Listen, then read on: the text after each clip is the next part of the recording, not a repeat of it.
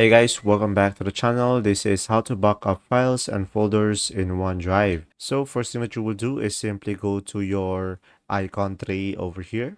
And after that, just simply click on your OneDrive.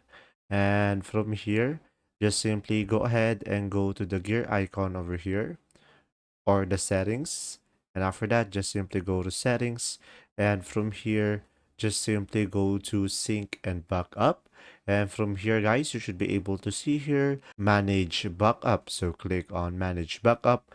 And from here, you should be able to select multiple folders and files to back up. So I can back up my pictures over here and my desktop or my music or my videos.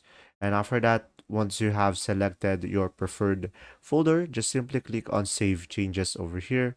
And after that, it will sync up to your OneDrive. And you can just simply click on View Progress over here to see all of the pictures that is being backed up. And that's simply about it. If this video was helpful, please like and subscribe. And if you have any question, just simply comment down below. And thanks for watching.